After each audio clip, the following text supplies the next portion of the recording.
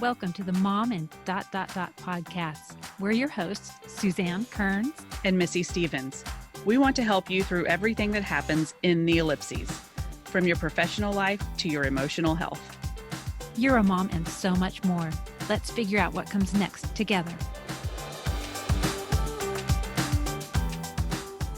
Welcome to the Mom and podcast. I'm Suzanne Kearns, a mom and writer, LGBTQ and sex ed advocate, and today a podcast studio arranger up until about 5 minutes ago. And it is a work in progress and will probably be rearranged before our next interview with Jill Smokler in an hour. And I'm Missy Stevens, mom and writer, foster care advocate. And this week, I'm a plant doctor trying to help everything recover from the freeze. It all looks real bad. But we are not going to talk about that today. We're going to talk about Jen Mann and Midlife Bites. I'm holding it up right now. We are so excited to welcome back Jen Mann. Anyone who's watching, we're all holding up our copies. She was our very first guest, like a real guest on a real episode. We had like 3 intro episodes, and then episode 4 was Jen. It was exactly a year ago too. That's crazy. Yeah. Yes. So she is back. She's going to be, we're working on like the Saturday Night Live. You know, they do the 5 Timers Club and they get the jacket and they make a big deal out of it. So you're on your way to the 5 Timers Club. That's so cool. Okay. So I'm going to do a little refresher for people who are listening and may not know Jen, which I don't know how that is, but yes, Jen Mann is known for her wildly popular blog, People I Want to Punch in the Throat. She is the author of the New York Times bestseller, People I Want to Punch in the Throat. She is also the editor of the New York Times bestselling I Just Want to Pee Alone series, and she lives in Kansas with her husband and 2 children. And now she's the author of Midlife Bites. Is anyone else falling apart, or is it just me? And we're going to talk about the book a lot today. That's why you're here. But I just want to say before we get started that it's so funny, but also I cried, and I cried these tears of like knowing and being known. So well done and welcome back. Thank you. Yeah, my goal is to make you laugh or make you cry, or both at the same time. We'll see. Yeah, perfect. It goes there. And we're going to talk about that. But first of all, okay, so the book was just released last week, January 4th, correct? Mm-hmm. Yes. And even before the release, I was seeing these pictures of you all over social media. And I was like, wait a minute, I recognize that woman. First of all, it was you. And then Kristen Van Ogtrop, who is another one of our previous guests. I see her book there behind you. We've got our series of books over here, right here. But you and Kristen were at Zibby Owens for some amazing shindig for the authors of books that she had selected for Katie Couric's. I mean, huge. Katie Couric Media's list, right? As far as the books that you need to read in 2022. Well, it was kind of 2 different things. Yeah. So I met Zibby a few months ago when I was trying to find people to blurb for Midlife Bites. And I found Zibby. I think like all of us do, we all listen to her podcast, probably. Moms Don't Have Time to Read. And I thought, oh, wouldn't it be great if I could like get her to blurb my book? But, you know, she does really big deal people. And so you're a big deal person. I'm like a minor deal. Like I will admit, like I'm like a minor deal. Like there are some doors that will open, but you never know. So I sent off, you know, an email and a book and a wing and a prayer. And then she came back and said she was a little bit late. And so she was like, oh, shoot, you know, I think I missed the deadline, but I love this book. Could I blurb it still? And I was like, absolutely. And she gave me this amazing blurb and wrote me this beautiful email about it. And just was really, she's such a champion of books in general, but she just really connected with Midlife Bites. And then I was already going to New York in early December. I was going to go see Faith Saley. I blurbed her book, which is called Approval Junkie.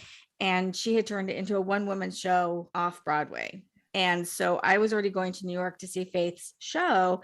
And I sent Zibby an email and said, hey, could I take you out for a cup of coffee? I'd love to meet you in person. And then that's when she came back and said, I'll do you one better. I will have a luncheon in your honor for you and Kristen. So we did. She had, and then the Katie Couric list came out like before, like maybe a week or 2 before that. And she'd already been working on that. But that was really cool too, that she included me on that list, that she included Midlife Bites on that list. But the luncheon was kind of different. And it was more just like a midlife lady luncheon. And that's even better. Yeah. Like at her gorgeous home. And she invited several of her friends and neighbors and that kind of thing. And we just had a really fun time. And it was the first time I'd really gotten to talk about Midlife Bites. So it was kind of interesting because I kind of had to figure out what my narrative was and what I'm going to say about it.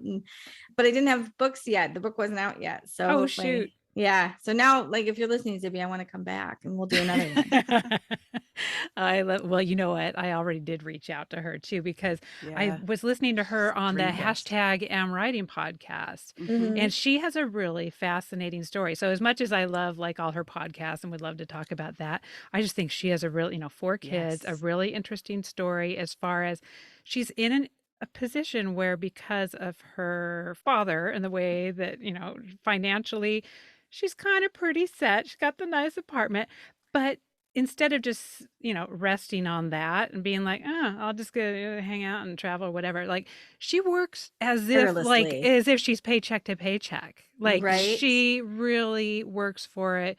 And I love that about it. And I'm really curious what in her is that, that drive to. Well, I think it's funny because so many people saw the photos that we put up and they were all just like, what was it like? What was she like? She is such a tireless worker, and she's so down to earth too. Like, I didn't know what to expect. I went, I'm up on the Upper East Side of Manhattan, and I showed up at her apartment, and the floor mat outside the door, I took a picture of it and I put it on the social media because it said, there's a whole bunch of kids up in here or something like that. Where you're just, and I was like, okay, she's my people. Like, it doesn't matter what's behind this door. Like, I don't care what she lives like, but but she's so generous with her time and her space. I mean, she invited all these people into her home and it welcomed them and fed them. And then, but what cracked me up was that, we were there for a certain time.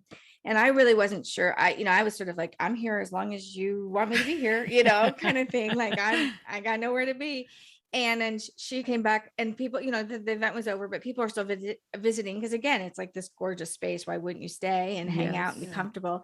And she came back and she was like, oh, you guys are welcome to stay, but I'm going to head upstairs. I have to record a podcast. Like, and then she'd already mentioned that she had something going on that night, like out in Connecticut.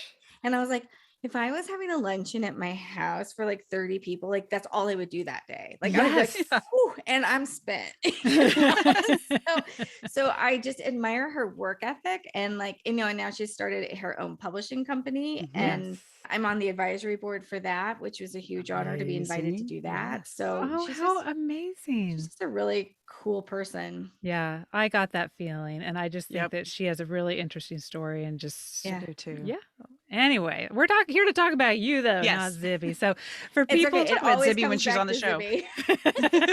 Everybody always wants to know about her. I know, she seems really interesting. So, but for people who have not read the book, so good.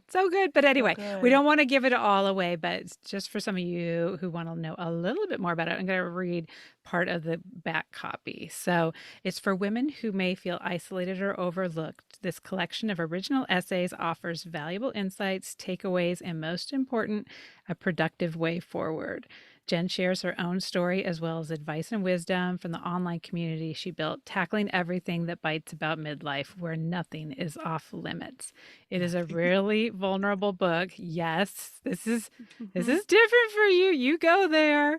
I do. And you say in the intro to the book that it's a departure for you. And I was really like, whoa, she wasn't kidding. It really is. So what did it feel like to make that change and to share in this way that you don't necessarily always do? And then also, if you have 3 easy steps for being more vulnerable, Missy and I would really like those. Just fix us now. Well, I think that's the thing, coming out of People I Want to Punch in the Throat, writing that for years, where I'll tell you all you want to know about like my vagina, but then but if we're going to talk about like, how I'm really feeling, and that was really kind of hard for me. Like, I'm really good at making jokes about stuff, and I'm really good at sort of like diverting the conversation or keeping it, you think you know me, but maybe there's a lot of stuff that I don't tell you, but you know me, but you don't know me. So that was interesting. So when I wrote, and the book came from a blog post. So I was feeling overwhelmed and I was feeling all this stuff, and I realized I hadn't been talking about it to anybody, not to my husband, not to my friends, nobody. And I'd sort of kind of whispered it a little bit to some close friends. And I was like, hey, are you guys like anybody else kind of going crazy? And this was all, mind you, this was all pre-pandemic too. So it's like, I mean, now we're all crazy. Like that just before we all truly went now we've all insane. gotten there. But before this is when everybody was still kind of pretending like the world wasn't on fire yet. Yeah. And and I wrote about it on my blog on People I Want to Punch and Throw. And when I hit publish that night, I just thought, I'm either going to start a really important conversation, which yikes, hopefully I'm ready for it, or I've just blown up my humor career. Like, we'll see. And yeah. And luckily, my editor at Random House, Pamela Cannon, she read it. She follows my blog and she read it, and she sent me an email within an hour or two and was like, this is what your next book should be about. Like, this is what we've been waiting. Mm-hmm. And we'd been kind of trying to figure out, I only have so much People I Want to Punch and Throw inside of me, like I only have so many stories I can tell. And so we'd been kind of brainstorming where to go next. And so this just seemed like the natural transition. But because it wasn't like my idea, like normally I conceive of my own books. Like I already know what I'm going to write. I already know what it's going to look like. And so for this one, it just was this blog post and I'm like, what kind of book, what am I going to write? And so, and so she worked a lot with me on that. And this is our third book together. We've done two other People I Want to Punch and Throw books together.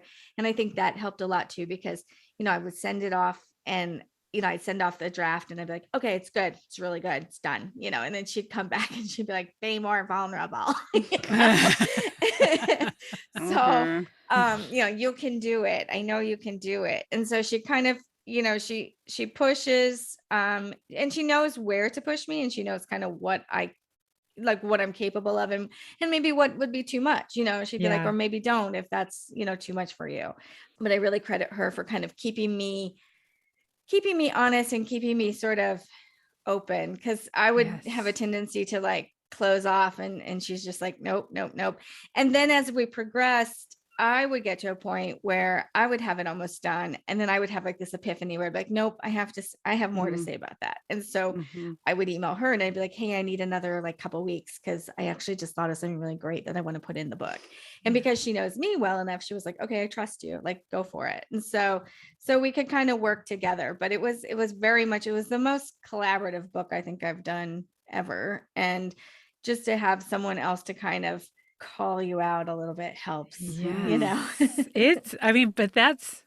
wonderful, but it's a little painful too, because I actually had that once. I think it was at a Mom 2 session, and KJ Delantonia and Wendy Ahrens, who are two friends of mine, but they were on the panel and they were reviewing essays, I believe. And it was, and they had selected one of mine, and, they were like, oh, it's got, a nice voice. It's humorous. They're like, but what's the next level?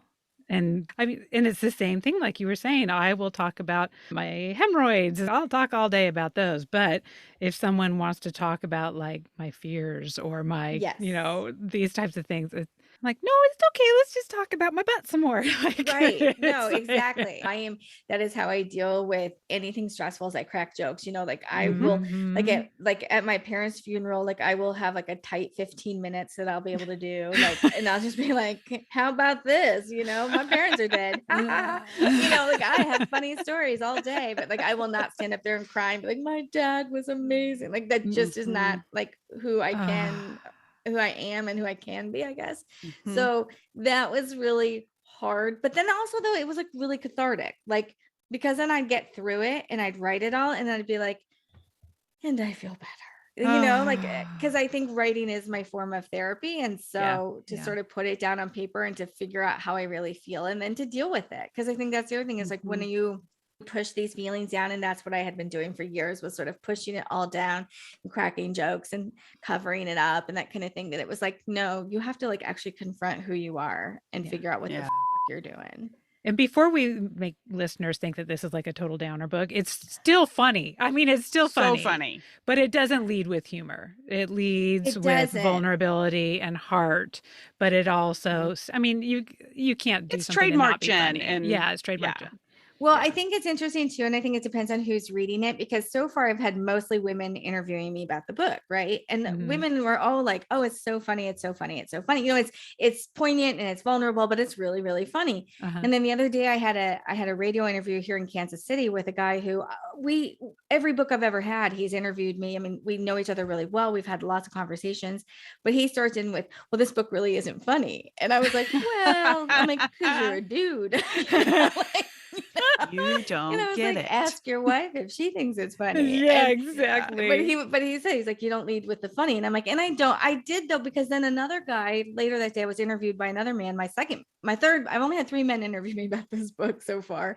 And my third man liked it because I opened with something about getting kicked in my lady garden. And so, and I did know that. I did know I wanted to sort of like open it with like, a punch, literally like a people I want to punch in the throat kind of, but then kind of really get into it.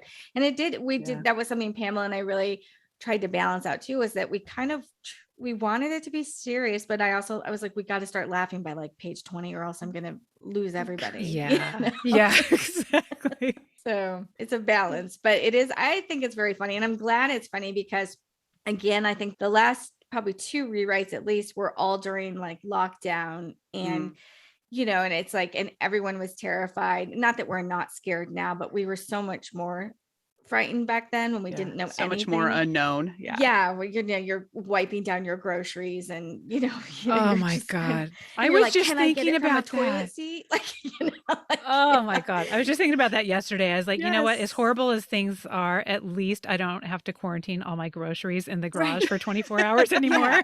Yeah. You'd come home and like strip your clothes, take your Silkwood shower, and you just like yes. I know. So it's like everybody was so scared, and I was trying to like crack jokes and like keep people entertained on the internet because everybody's trapped at home, and try to make this book funny. And so when the first reviews started coming in and they're like, it's funny, I'm like, oh, thank God, because man, I didn't feel funny. No, I got the humor of it, but I also was like, this is special. This is a little different. Yeah. But it's a testament to your sense of humor and your ability to be funny that you were able to find the funny in a time when we admittedly, a lot of us did not feel funny and did not know if it was time to make jokes or if it was time to be so serious or it's the end of the world or what. Yeah. That was the other thing. I was like, can I make fun of this? Well, right. I'm going to. And I think it helps that I'm like, most of the things I'm making fun of this time in this book are myself. Like I'm not really poking fun at other people or what they're going through with their midlife crises. It's more just like, this is, these are my 2 lopsided titties. Like, I'm not going to talk about yours. So. I love it. Just allows everyone to. One of my favorite lines of the book was that one's longer than the other. Yes, I said longer, not larger. Longer. Yeah. Welcome to midlife. It's so great. But I think some of the elements are outside of even midlife. I know Missy and I were talking about the what have I done conversations. Yeah, I mean, I think that does hit people at a variety of times. It's not so much a chronological midlife point. It just could be at a mid-career stage or something. And that's really what we're trying to do with this podcast is figure out the mom and ... like what's beyond that outside of our role as moms. And the word purpose is so huge and a little overwhelming at times. And you talk about it a lot in the book. And I'm just wondering if the process of writing it helped you gain some clarity on that concept of purpose. And can you share with us where you are with that big word? Yeah. I think purpose was kind of interesting to me because I think with anything sort of self-help realm, you kind of already know, like you've heard it so much that you kind of don't even understand. Like you said, it feels like a big word, but then when you start breaking it down, you're like, oh, wait, I have purpose. Hold on. Like, I don't need to cure world hunger this week. Like, it doesn't need to be my purpose. Like my purpose could just be like, I entertain people during a pandemic. Like I make them laugh my goal is to make you laugh at least once today, and if I can do it by 10 a.m., I can have a nap. And so, and I think that purpose is something that's very fluid too. I think it changes a lot. I think a lot of people feel like they have to kind of have like one purpose and that has to be their whole life's mission. And I don't think that that's necessarily true. Yeah. And I don't think you need just one purpose. I think you can have multiple. And so for me, I think once I started writing 10 years ago. And once I started writing, at first it was like a hobby, and it was more like a way to sort of, I don't know, like let out steam and, Yes. be creative and that kind of thing. But then once I started developing this audience and having sort of these people relying on me to make them laugh, to entertain them, to, I would hear from people, they'd say, oh, I read your book while I was going through chemotherapy, or I read your book while I was, dealing with some really hard stuff at work. And thank you for making me laugh. And then I realized, like, that's a purpose. Like, that's my purpose. And that has been my purpose for a long time. And yes, I am lucky enough that I get paid to do that, but a purpose doesn't necessarily have to pay you. I think a lot of people feel like their job is their purpose, and maybe it is, especially if you Could be. Especially if you're someone who's like teaching children or saving lives, and but I think maybe it might be a little bit harder for somebody who's like, I'm an actuary, like, what is my, is that my purpose? I don't know, maybe, Right. like, Is it that my has, purpose, or is that my paycheck? right. Yeah. And so, and if it's not your purpose, then you should probably find something else. Like, and I think that it's, purpose is just, oh, of course, my phone, sorry. Purpose is just like something that, like, it gets you out of bed in the morning. Like, what is it that's going to get you up and get you moving?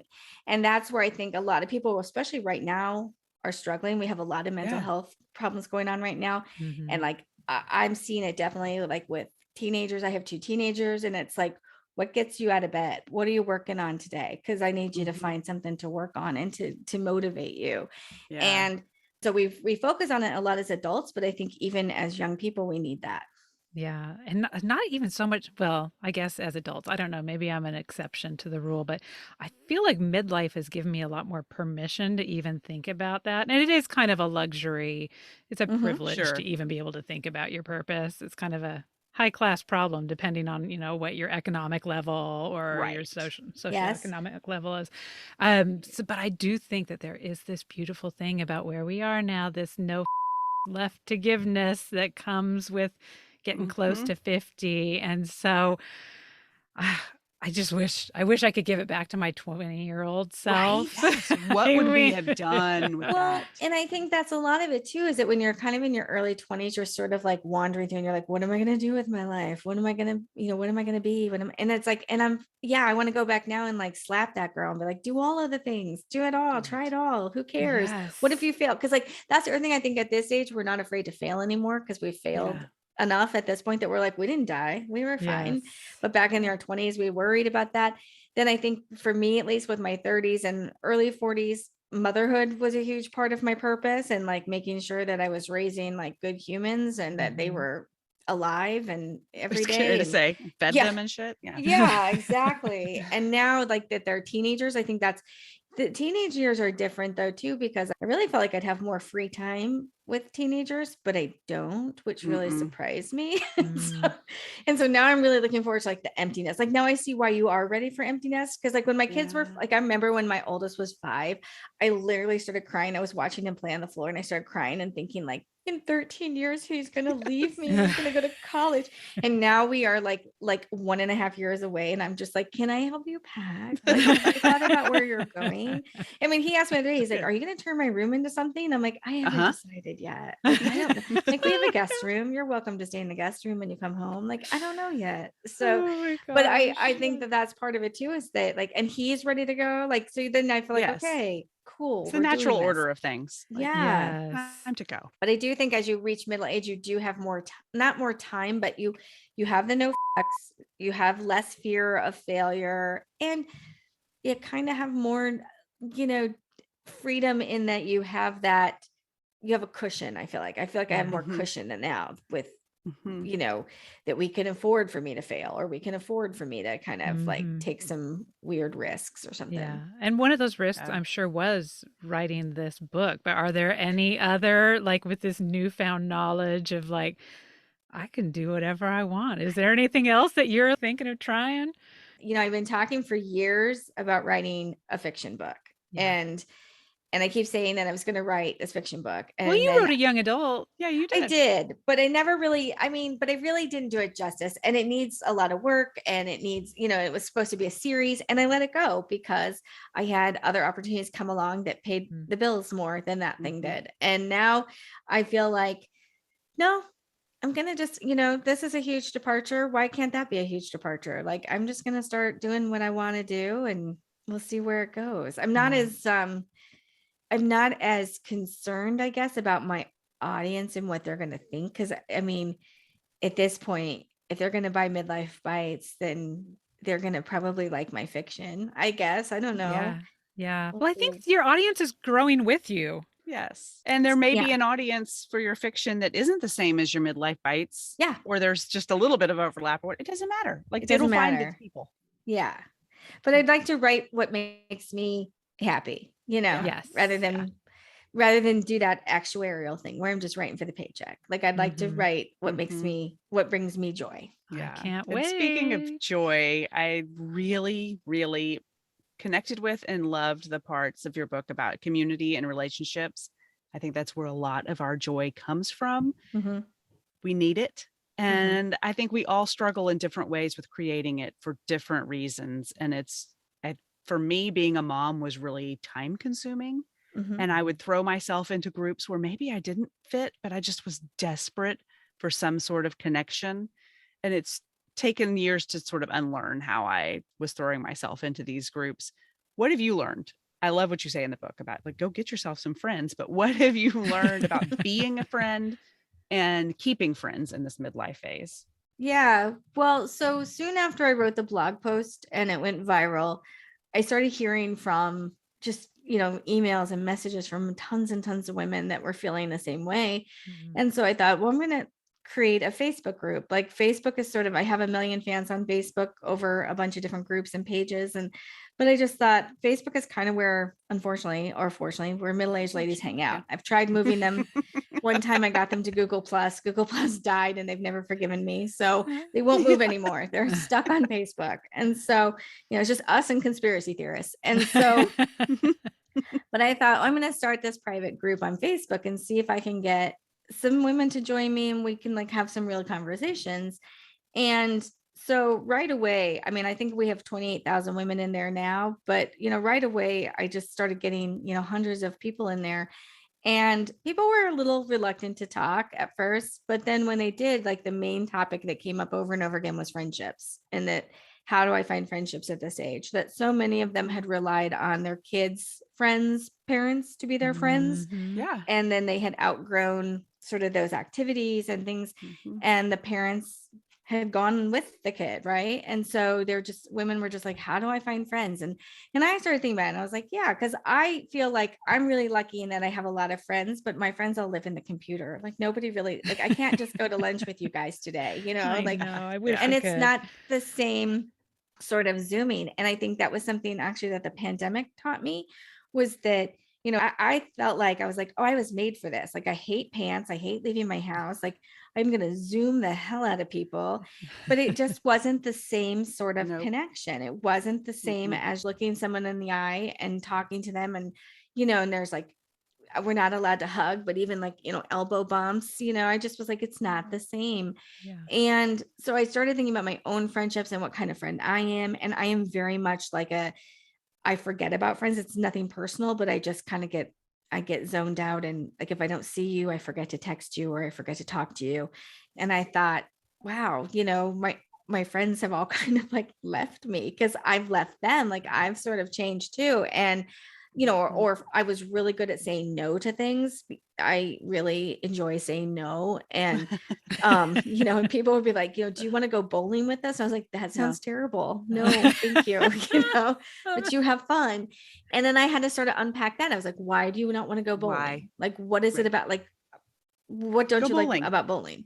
Yeah, and I'm just like, I don't know. And so before the pandemic hit, I had made a kind of a deal, like a quiet deal. I didn't put it out there on the internet or anything, but I just made a deal with myself in my head where I was like, I'm gonna try to say yes to everything I'm asked to, and I'm gonna see if I can make some friends. And so I started, I was like, do you want to go bowling? I'm like, yes. I have my own shoes because I think the bowling shoes are gross. That's what I decided is freaking me out. So Was I that bought your bowling. why? Yeah, right. So I bought bowling shoes on Amazon, and I take my own shoes now. And now It never though, even like, I don't occurred have to me to do that. Oh squirt my, hand sanitizer in the holes because then I'll get my oh own my, ball. Which oh comes my with a bag. God. I'm all about a bag. You Yeah, get a right. bag. Exactly. Right. I love the accessories. Let's do this. So now you look like the world's biggest bowler. Oh, I do. Because you don't like Come in with my big old ball, and then like I put it right in the gutter, and people, they're really intimidated until they see me actually go. They're like, look at there. Oh wow, who's she? And he's like, Oh, oh she yeah, can't bowl. oh yeah, here it But comes. no, Here it I comes. love the idea of kind of asking that why though, because we talk a lot about boundaries and saying yes to too many things. So when I read that chapter, I was like, ooh, I don't know Yeah. if I agree with you here, Jen. Right. But I think there is, it's a different kind of yes. people. Yeah. And I think there's two different types of people, because the thing I was noticing is I would see women kind of putting themselves out. I would see this in my groups where they'd say, well, I put myself out. And then, but the people would say, no new friends, which how bitchy can you be at 45 years old? What? There's no room at my lunch table for you. Like, rude. Oh, I don't have the bandwidth for another friend. And on one hand, yes, I understand what you're saying, but on the other hand, geez, what the heck? Like, take a chance on some people. Yeah. And then, but the other frustrating part I felt like was, though, that I had a lot of people complain to me, myself included, oh, I have no friends and I never do anything. Well, I'm sitting home by myself on a Friday night. Like, how am I going to meet anybody? Where am I going? Like, who is someone going to come knock on my door and literally drag me out? Like, so that's why I had to say yes to more things, because I wanted to sort of at least try it and see what would happen. And now I'm in a balance where it's yes and no. Like, now I can pick and choose. Now I'm quality over quantity. Do you know what I mean? Or I really like let people know if I'm saying no, there's a reason. Like, that sounds great, but unfortunately I have something else going on. Yeah. And then I try to reschedule right then. But could we do it? Could we go bowling next Tuesday? Okay, but now have you become an activity initiator in all of this, or are you still just a responder to other people's activities? Yeah. I'm still kind of a responder unless there's something I really want to. But see, I am a person though that I am happy to go places by myself though too. Like, if it's something that I really want to do, like, and so I would say that I am an initiator. I'm trying to do better because I think that is where I am bad. Like, and I'm lucky enough that I get invited to a lot of stuff. And so I do have that opportunity, but it hasn't always been that way in my life. And so I've had to be the initiator sometimes. But if there's somebody that I want to connect with, I do it. And then I'm really good at like, kind of like, I hate when people are like, oh, we should get together sometime. And if I really do want to get together with you, I'm like, get out your phone. Yeah. Like, let's figure it out right now. Let's do it right now. Cause I know you're like me. We're going to go home. We're going to forget about it for the next month and a half. And then the next time we see each other, oh, we were supposed to get together, weren't we? Yes. I'm so guilty of I definitely have been guilty of saying I don't have the bandwidth.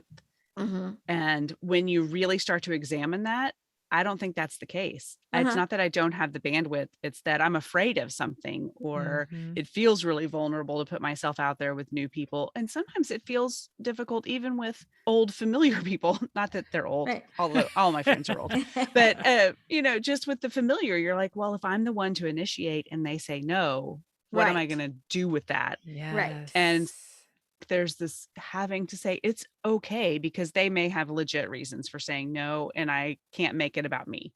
It's not, they don't want to spend time with me. Or if they don't, okay. Like, well, right. And if they don't, they don't. Well, and there's another part of that too, where it's like you're putting yourself out there, but yet if you don't put yourself out there, you're not going to get anybody to notice you any other way. So you kind of have to, and I always kind of admired those, like every now and again, you'd meet somebody like, and they would just be like, hi, I mean, I like you. You seem great. Like, let's go hang out. You're just like, oh, and come meet my other friends and their connectors. And I always say that, like, I need like an extroverted person to drag me out. And then maybe then I'll kind of be more friendly. But, and then I think the other thing too, is that for me personally, I always have like a sense of dread. Like, I'm always thinking that like, oh, bowling is going to be terrible. Like, I'm going to get there. I'm going to suck at it. I'm going to hate it. I'm going to not want to do it.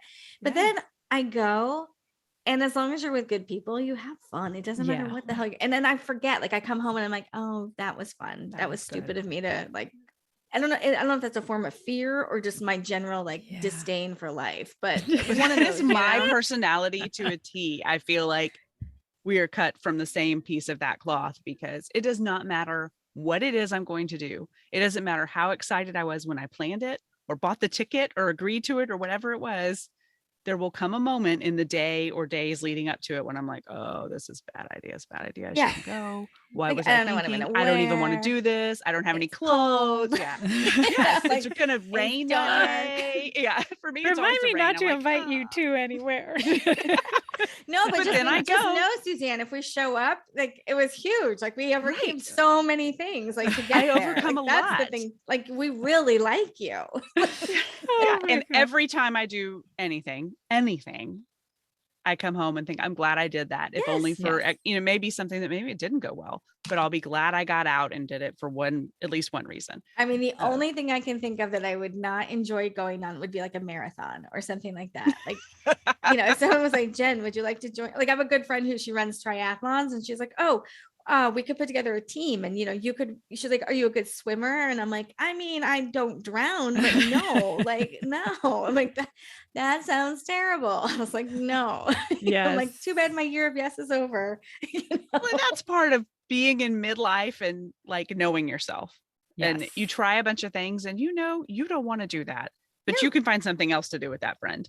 Oh gosh, yes. Yeah. Like, but I'll cheer you on. I love that you still have a chapter dedicated to saying yes to things, but then with that caveat of, if it is something you want to say no to or yes to, be why. Like, why am I doing this?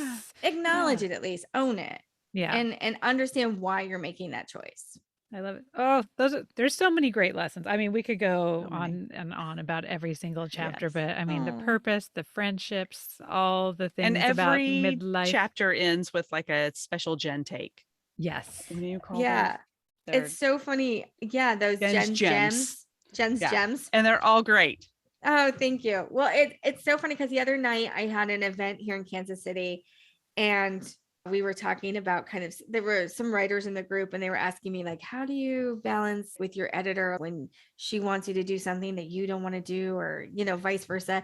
And I was like, so Jen's gems. I didn't want to do Jen's gems. Like I didn't like it. Like I was like, meh. And I had named them, I think I named them bites or bite, something with bites, and she didn't get it because I was like they're like nibbles, like they're like bites, and she was like, oh, I did not get that. And I was like, oh, okay. So we came up with Jen's gems because I like alliteration. So I was like, Jen's gems, but I was like, these are so silly. It's like TLDR, I didn't read the book. I didn't read the chapter.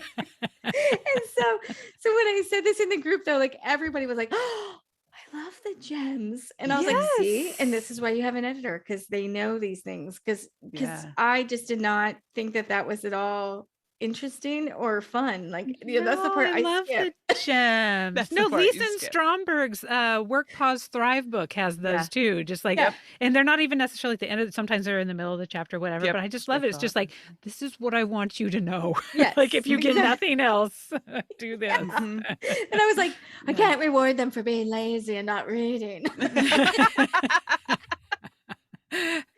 Read it, damn it. Oh, okay. So we're about ready to go into the look, listen, learn segment. But I'm trying to think, did we miss anything, Missy? Is there anything else we need to cover? Well, obviously people can find the book now and buy it. Yes. Anywhere that they buy books, they can anywhere that you buy books, or your library should have it. And if they don't, they can easily order it for you. Yes. And then what about events and places they can see you? I know. I don't know. So I'm going to Las Vegas this week. I decided to do a destination book signing. My first, so in the past, Suzanne knows this because she's hosted me before, but I used to travel around and I literally I think we did a pizza place. Yes. We did Kristen Shaw's Kristen's Pizza Place. Yes. We did Kristen's Pizza Place. I've done, hole in the wall bars. I've done libraries, like people's living rooms. Like I went on this whole suitcase book tour a few years ago and it was a blast. It was so much fun. And then COVID hit. And so I decided that I'd do like one party, and I was like, I'll do Las Vegas because people will like to come to Las Vegas, and then they can see me and they can actually go like have fun in Las Vegas too. And so that's on Saturday. So you can still get to Vegas. I still have a few more spots. I limited it due to COVID, but I still have a few spots. So I expect to see you guys there. If you leave now, if you start driving We'll get now, there in you time. can make it. It's pretty close to Texas. Yeah, No problem. So, and then I don't know, I'm hoping. I had 2 other events, in-person events here in Kansas City that were postponed due to Omicron. I'm hoping that when I get back though, like they're saying that it's gonna like, dip again. And so maybe Knock on I can wood. get out before spring break hits again, and then we have another spike. Oh, But I would love to kind of do my suitcase book tour again. I really enjoyed that, where I just kind of hooked up with my readers in different cities, and yeah. we had a blast. And I don't know. So I guess follow my website, jenmannwrites.com. And as we get closer, I will let you know when things are happening. And if you want to host me, let me know. Let's set it up. If you have a spot for me, let's do it. Very fun. You should definitely come to Austin. I know. I definitely want to get back to Austin. Austin was a lot of fun. I had a lot of fun in Austin, and I did one in Dallas. I had fun in Dallas. So yeah, in Texas is always good. And it's an easy, to me, I was like, I have to be able to fly on Southwest because I need to check 2 bags for free. Because one bag is clothes and shoes, and one bag is books. Yes. And then I get my little rental car, and I just drive all over the state, and I stop in and see everybody. And but I had so much fun, and I really would love to get back to that again. Yeah, it's an easy direct flight from Kansas City to Dallas. Yeah. Yeah, and you had people for the Austin event, people drove up from San Antonio, like they came from all over. So yeah, Texas is a big state. It's nice to have 2 events here. Yes. Well, shoot. I mean, aren't you like another, like, I don't know, 6 hours from Dallas or something? Like, you guys are far from Dallas. It's about a 3-hour drive. Like 3. Oh, is it that far? Okay. Yeah, I went up. Close, I should say. I should give MK a shout out. Holy hot mess. See, Yeah, I put all my books back here because I always end up turning around and going away from the microphone. So I was like, any book I'm going to talk about is right behind me today, and I can just grab it. But now I'm wrong because I went up to Dallas for Mary Catherine MK Backstrom as Holy Hot Mess. That's such a good book. I blurbed that one. That was a good book. Yeah, that was fun. So I went and hung out with her at that, and it was her first event. So just trying to keep her for going cuckoo as she's getting ready for that. But yeah, so it's about a 3-hour drive. Okay, so it's closer than I thought. It just feels like bad. a freaking day's drive. But well, and it's a long, it's I-35, and it's a nightmare at times, but yeah. Right. So I don't know. So, but yeah, hopefully if the Omicron, when I get back from Vegas, I'll do my quarantine, and if I'm healthy and the numbers are coming down, I'm getting on the road. Yay. I'm going out. Awesome. We will host you. You're officially hosted. And we'll post everywhere. Thank All you. All right. So let's jump in. If this is your first time listening to the podcast, welcome. We are so happy you're here. The Look, Listen, Learn segment is the time when we just talk about some of the stuff that we've been either watching, reading, listening to, podcast music, or learning about. It could be an amazing class you're taking or a new shampoo you have found. But so it's just an opportunity to add some of those must-dos to your list in case you're feeling yourself getting stuck in a rut on Netflix or the books you're reading and stuff. So we never like to put our guests in the hot seat first. So we'll start out with Missy. Have you been look, listen, learning anything? I have a look, a listen, and a learn this week. I always feel like that's a big week because some weeks I'm like, well, I didn't learn anything. So I am, well, this is sort of a look. Yeah, I didn't learn anything for full 18 months, really, but I'm trying to catch up groceries. Yeah, and then learned I didn't have to do that. So, this is a book, but I'm actually listening to it. So it's kind of a look and a listen, but I am listening to The House in the Cerulean Sea. It's a YA book. Oh, good. I see your face. Did you read it? Yes. Yeah. And it is not my normal fare. And it was recommended in a list of books where it was a mix of like every kind of book. They weren't all YA. It was all just jumbled in, and she did not specify like this one's YA or this one's like this. It was just like, these are books that are amazing. So I'm like, I'm going to read it. And I highly recommend listening to it because it just brings these little weird characters to life, but it's about an orphanage for magical children, but it has a ton of parallels to our current world. And it's a really beautiful story about loving people as they are, where they are, and treating them as equals and people, not weirdos. And some of the characters are adorably funny and some of them are adorably scary. And so I highly recommend it. It's The House in the Cerulean Sea. And I think the author is TJ Klune. I'm sorry, I didn't write it down. So is it a YA book or a? It It is. Okay. It's YA. It's got an LGBTQ storyline as well. And it's just adorable. I mean, it's a great one to share with your teens. Like, yes, like I'd heard about it on the TikTok, and I picked it up from the TikTok table at Barnes and Noble, and then I shared it with my teenager, and she read it too, and we both just really enjoyed it. It's a great one. So if you have any sort of like, you know, book club that you do with like all ages or something, be a great one. Okay, it's a great one. Yes, okay. And it's very like I have a couple kids who love magic and that kind of weirdness. Like they love that kind of stuff. I have one who's really into world building and stuff. And so anyway, I think it appeals to those kids as well. I have one child who says, why would you ever read a book about a regular person in a regular world? Like we live that every day. You know, he just wants to read about things that are out there. Yeah. So I highly, highly recommend it. It's not my normal stuff, but I loved it. My listen, which is also kind of a look. I'm all over the place you today. Are. Is Kathleen Madigan. Do y'all know who Kathleen Madigan No. is? She's a Midwesterner. She's a comedian and she's from a huge family. And so her family stuff is really funny. And I had to drive a ton this weekend for swim meets. I did like 4 different legs. I was all over the state. And my son and I listened to Kathleen Madigan on our way home from a swim meet yesterday and just laughed. I just think she's funny and I love her delivery. And I've seen her live. I think she's worth seeing live for sure. But I highly recommend Googling her and listening. The one we listened to yesterday was Bothering Jesus. And it's really, really funny. Okay, we need to check that one out. Zoe loves to listen to comedians. Oh, who's good. John, who's the one who just had the baby? John Mulaney. John Mulaney. She listens to that. No matter where we go, she just listens to John Mulaney over and over. She probably has it memorized. I love John Mulaney. So funny. Kathleen's very different than John, but very, very funny. And my learn, I think I've talked about this before, but I just want to remind everybody, go get your skin checked.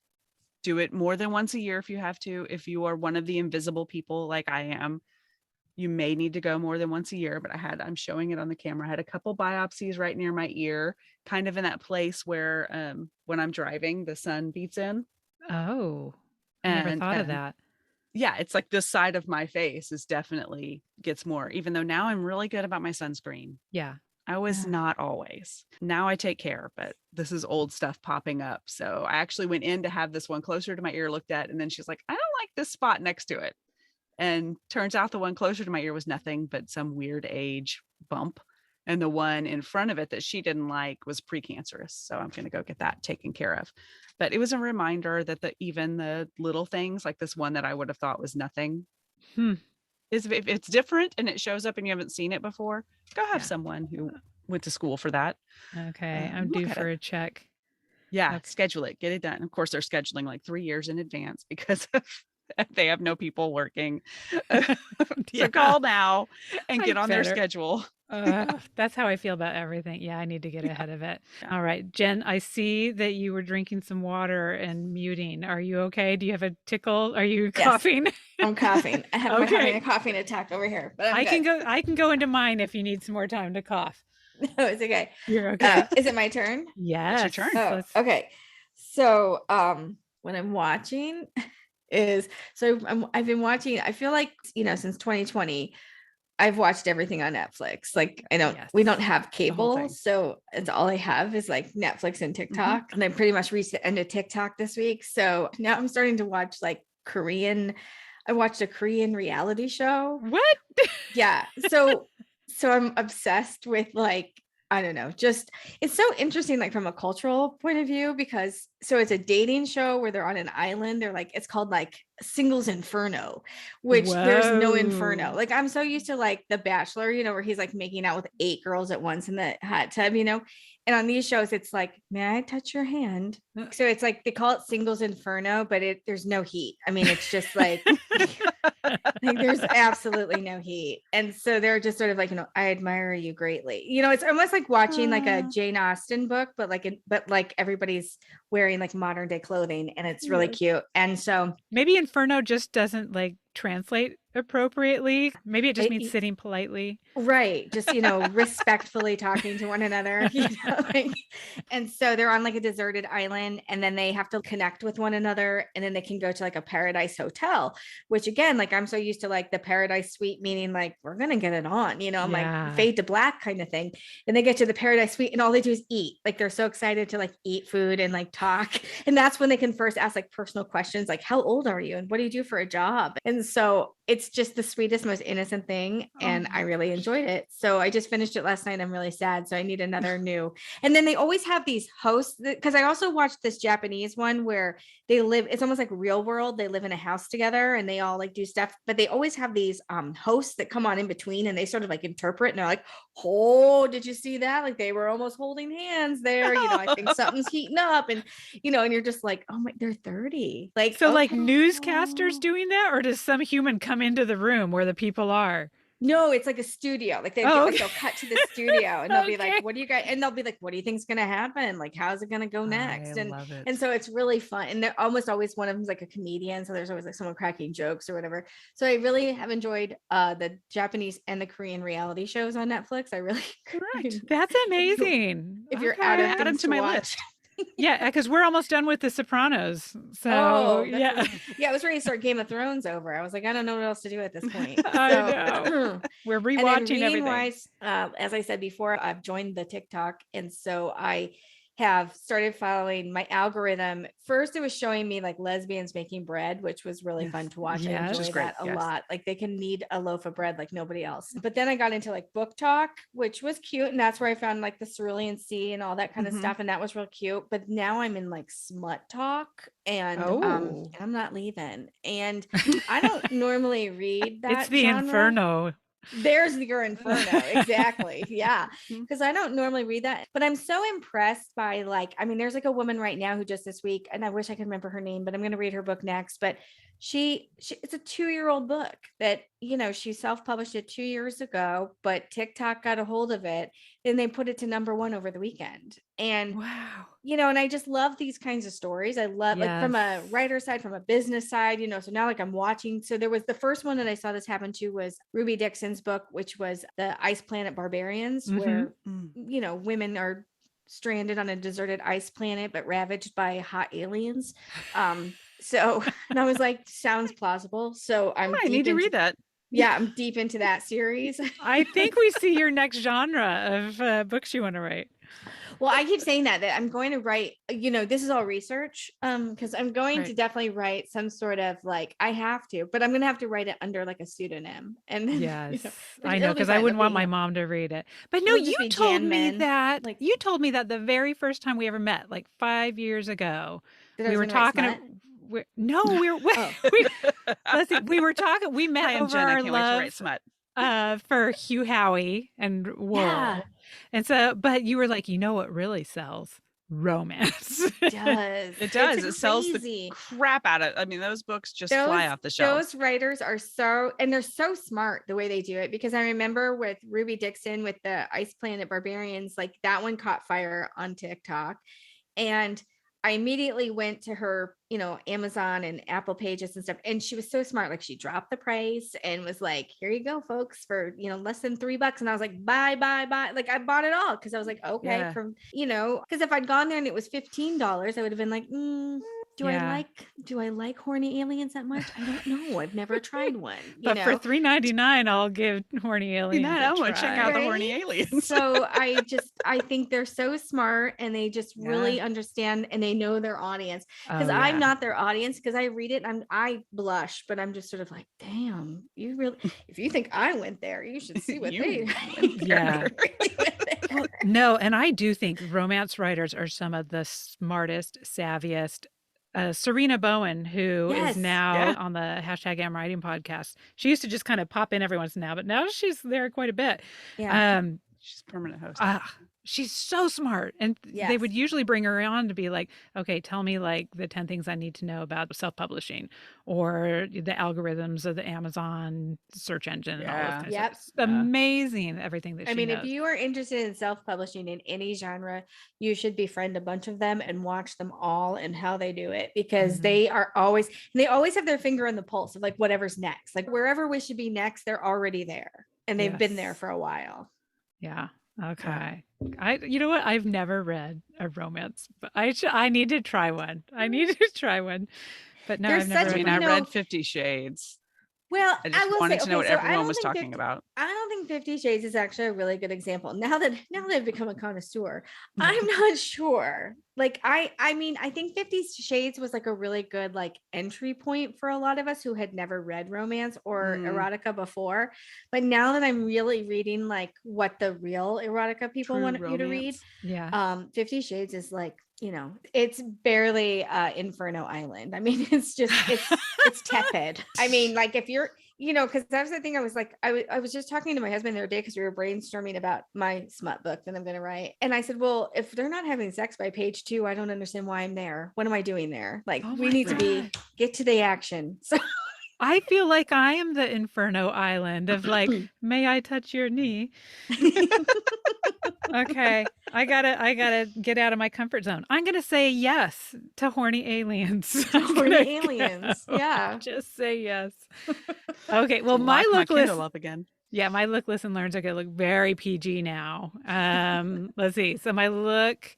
I'm so proud of myself. I read a book like with my face instead of listening to it. I'll listen to 3 books a week, but I actually read, as you can see behind me in my featured books here, Midnight Library. That one's so good. So good. Which was a look, listen, learn of Missy's, I think, like months and months ago. And I finally got around to reading it.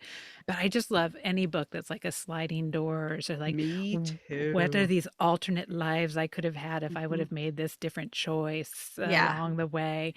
And the one thing and I don't think I'm spoiling anything, you guys can tell me and I'll edit it out if I am, but the event that starts it all off is a suicide attempt, which I found that like really potentially triggering. And I found it a little like, not glamorizing it, but like, ooh, what a fun thing to happen because I tried to commit suicide. So that I was like, I don't like that. That being, I hadn't thought of it like that. I don't like that. Right. I guess I didn't. Well, and Matt Haig, you know, the author, he is someone who has dealt a lot with his own sort of demons and depression, and like he has the whole new, what is it, the Comfort book? Is that what his new one is? Like, I think it is. So I'm sure. I don't know him personally, but he probably had sensitivity readers and stuff then. But to me, I was just like, I was like, I feel like I'm almost wanted to give a trigger warning before I talked about it, in the sense of just like, I mean, not that it glamorizes it, but I just love the book though. I don't want to put anybody away from it, but just if that is a concern, there's something to know. That's good to know. Be aware of that. And yeah, I was so proud of myself for actually reading a book. With your face. I read a lot of nonfiction books. Yes. For research and all that kind of stuff. But for fiction, I usually do audio. But the other most exciting thing, The Amazing Race is back, which is our family viewing. We have watched, in the kids even yesterday, they're like, it's season 34, so I can't even remember. And they're like, have we seriously watched all 34 seasons? I think they were mentally doing the math of how many hours. They're like, how is that even possible? We have spent together on the couch watching all these. But I mean, our kids have had Amazing Race themed birthday parties. We take our Amazing Race very seriously around here. And so this is their pandemic, not episode, but their series, I guess, season. Because the first episode was everything's normal. They're running around London, kissing people, hugging people, going on whatever's.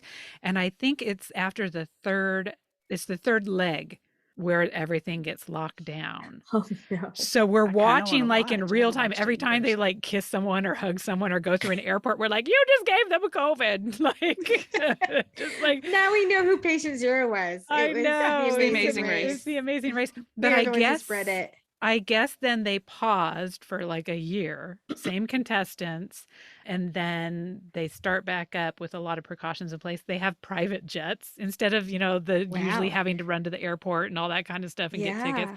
So I'm really curious to see, just from a production standpoint, how they actually How they do that. deal with that. So I'm really fascinated, but it also is just kind of fun to see this. It's kind of like when you're driving down the road and like you see an accident and it's backed up for miles and then you see the cars just kind of coming and they don't know what they're about to hit.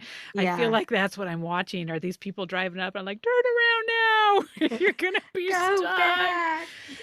Well, COVID. and then that's interesting that they did it that way with like private jets and stuff. It's a good thing it's the 34th season. They have that kind of money. 'cause, Yes. man, Yeah. that's Yes. crazy. So I don't know Yeah, when because that's they always the fun is like they're always like, there's 4 different flights they could take. If they take Yeah, the first right. flight, they get in 3 hours before everybody else. Yeah, There's I none saw of an that interview now. with Phil where he said that they still make it hard. And now the hardest thing is probably the driving because I Yeah. don't think they're using any public transportation and they Okay. can't use cabs and stuff. Yeah. So they have to it's- drive themselves. Yeah, and all those everywhere. ding dongs, like who goes on the Amazing Race after 34 seasons and is like, I don't know how to drive a stick shift. And like, That's how I no, feel about That's what we would Survivor. always say. Like I would practice driving all kinds of cars. I would practice driving on the wrong side of the road. Right? I would practice Yes. everything. because- Well, that's like Survivor because like we are into Survivor in this Oh, household. yes. And I'm Yes, always us amazed too. at the people who go on Survivor and one didn't bulk up and put on 40 pounds of fat before they got there. Because Yeah. hello, like let's live on that for a while. Like I'm like, I Yes. would live forever out there.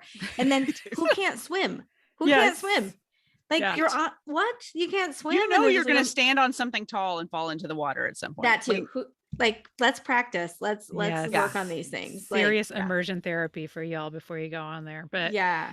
so I'm so excited. I'm so excited to see what they do with the Amazing Race. is this the But- one? Who are the internet people who make the videos? Are they on the it?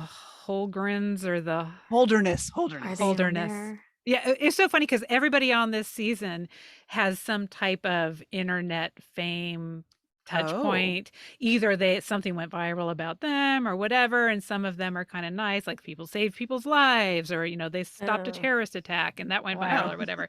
But Wow. after like the third introductions, my husband was like, I am not going to like this season. So yeah, we're going to be rooting for certain Is people. to get kicked Chewbacca off. lady on there? And No. Oh, that'd be awesome. Oh, poor Chewbacca lady. She didn't. she didn't capitalize. I know it didn't roll. If you viral, you got to go, girl. You got to get on it, girly. Yeah. Speaking of getting to go, girl, we got we our gotta next go. interview coming up back to back here. We're going to be talking with We'll preview it because she's going to be the week after you, Jill Smuggler. Scary mommy. Yeah. So yeah, we've got to go down some food before we talk to Jill so we don't pass Need out. some fluids. And get some fluids. And I know you probably have like 10 more interviews lined I up. was gonna say, I'm so- just getting my thing set up over here. I've got one coming up in about 15 minutes that I got to get on. So yeah, You also need to pee and get Yes, fluids. go pee, get fluids, eat some I've got food. my fluids. I'm good to go. It's more just peeing. So All I'm And like right. girl- Amazon worker. I've got an empty cup around here somewhere. Yeah. Okay, go pee so you're ready for your thing. Thank you. Yes, but we are okay. Everybody, hold up your books again. I'm getting mine from the back row here. Midlife Bites. Go check it out. And if you've read anything by Jen Mann before, you're gonna love it. If you have never read anything by Jen Mann before, you are gonna love You're it. going to love it. Even though it goes deep, it's vulnerable.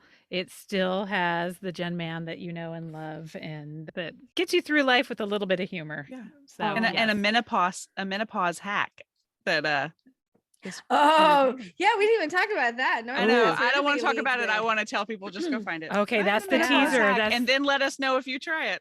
right. The sensational part of that book is it's a great hack. So read it and tell me if you like it. yeah, that's going to be our Easter egg. Everybody has to let us know if you saw it. All right. That's not in the gems. It is a gem, though. It is a gem. Indeed. Oh, well, thank you so Thank you, much, guys. Jen. It's always This so was fun fun. chatting being with here. you. And congratulations on the success already. One week Yes. in, and you're already you. kicking butt. Awesome. Oh, thanks, guys. All right. Appreciate it. Take Bye. care. See you soon. Bye-bye. Bye. Thank you so much for joining us for the Mom and ... podcast. We hope you enjoyed today's show, and if you know someone else who could benefit from the episode, please be sure and share it with them. And while we're begging, please subscribe and rate us wherever it is you listen to podcasts. You can find links to all the things we discussed today in our show notes or over at our website, momandpodcast.com. That's momandpodcast.com with the A-N-D spelled out. In between shows, find us over at the socials, including our private Mom and Community Facebook group. The links to that group, to all of our socials, to our Q&A comment section on our website, all can be found at momandpodcast.com. Thank you so much for your support. We appreciate you more than you know. Now go out there and make your ellipses count.